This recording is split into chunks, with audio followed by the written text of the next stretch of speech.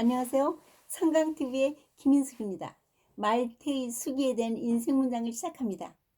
릴케의 시. 내가 정원이면 좋겠습니다.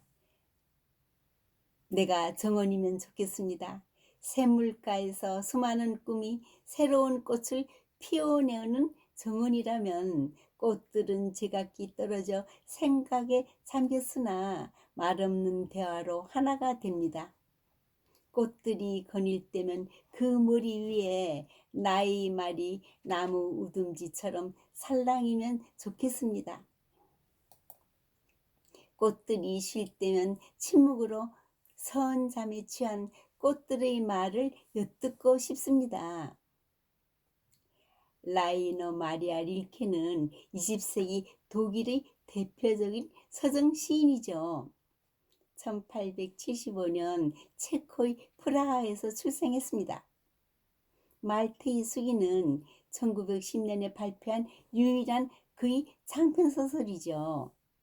주요 작품으로는 인생과 노래, 형상, 시집 등이 있습니다. 이 작품은 덴마크 출신의 젊은 귀족 말테 라우리츠 부르게가 파리에서 홀로 살아가며 기록한 일기 형식의 소설입니다. 뚜렷한 사건 중심의 줄거리라기보다 그의 내면 독백과 사색, 기억의 파편들이 이어지는 형식이죠. 이 작품은 한 영혼의 성장과 고통의 기록입니다. 1. 파리에서의 고독과 불안. 말테는 가난과 병, 죽음이 가득한 대도시 파리에서 극심한 고독과 공포를 경험합니다.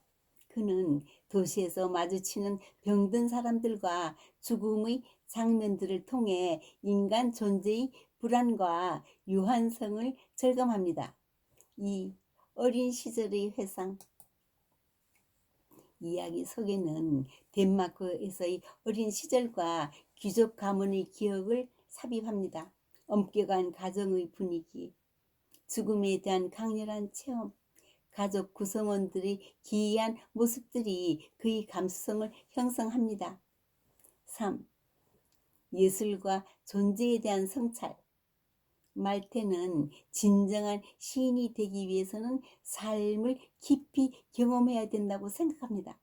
그는 사랑, 죽음, 고독을 통과하며 존재의 본질을 이해하려는 내면적 투쟁을 이어갑니다. 4. 탕자의 비유. 작품 후반에는 성경의 탕자 이야기를 새롭게 해석합니다. 성경의 누가복음 15장에서 탕자는 방탕하게 살다가 아버지에게 돌아와 용서받는 아들이지만 릴케는 새롭게 나타냅니다. 탕자는 돌아온 아들이 아니라 사랑받는 것을 견디지 못하며 진정한 자기 자신을 찾으려는 인간의 상징으로 표현하지요.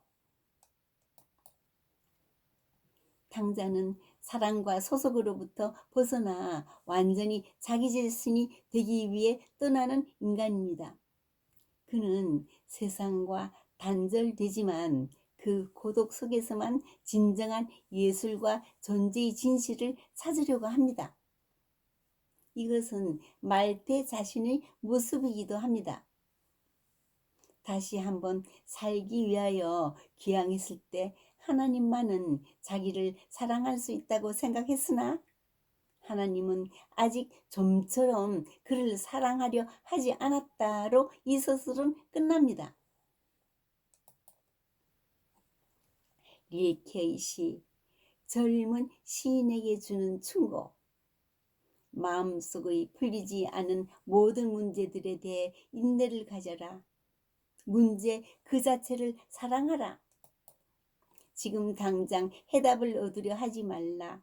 그건 지금 당장 주어질 순 없으니까. 중요한 건 모든 것을 살아보는 일이다.